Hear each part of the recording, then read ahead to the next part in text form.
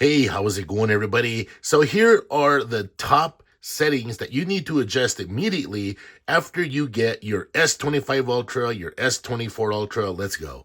Come over here to your settings and immediately go over here to display.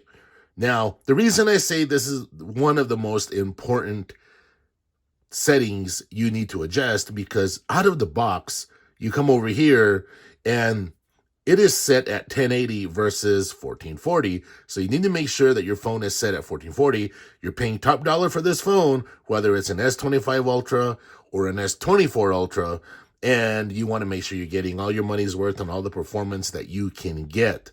Also, the next thing that I recommend that you go and adjust immediately upon getting your Samsung Galaxy device is you come over here to screen mode and you can do this, right? So we all have different eyes, different sensitivity. So you can choose vivid or natural. I'm always on vivid. And I come over here to advanced settings and I adjust my RGB. I prefer a more cool display. What I mean by cool, I prefer a bluer display versus a yellower display. So when you have a really warm display, it can almost look yellow. But if you have a really cool display, it can look blue. So I prefer that. All right, so the next thing that I want to show you guys, and that's very, very important for you guys to adjust out of the box, because sometimes I've actually unboxed a Samsung Galaxy device. I think my S25 Ultra was actually set at standard out of the box versus set at 120 hertz.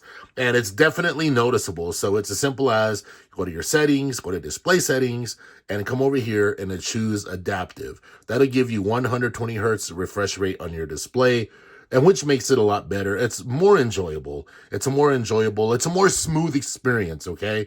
Now there's other display settings that you could choose, and I'm just picking what I think are the most important ones.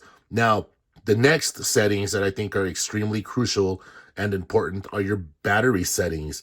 Now, you want to come over here, and if you want to, you can do power saving. We have a 5,000 milliamp battery in the S25 Ultra and the S24 Ultra, so I really wouldn't worry about too much power saving. But if you're a battery saver type person, go ahead and turn that on. Also, your background usage limits. Now, you can see where I kind of have a little bit of that going on. And you can also see where I've chosen the never auto sleeping apps, because I also have put unused apps to sleep, okay? But if I come over here and you guys can actually see which apps are never sleeping, you can see what I have going on here. They'll never be put to sleep automatically.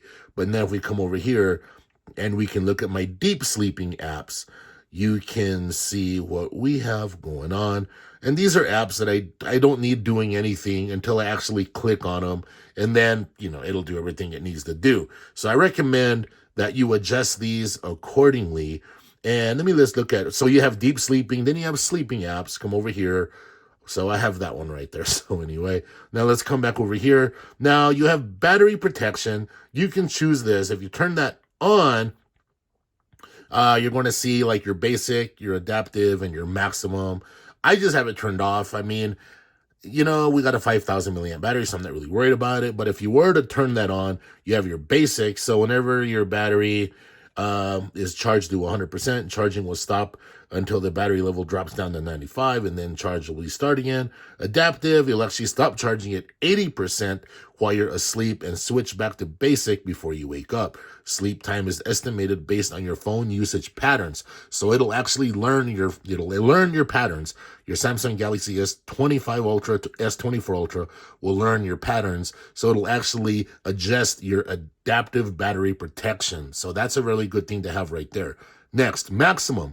Your battery will stop charging when it reaches 80%. Now, if you're going to keep your phone forever, if you want to keep your S25 Ultra or your S24 Ultra for many, many years, you want to pick that. That way your battery stays in optimum health.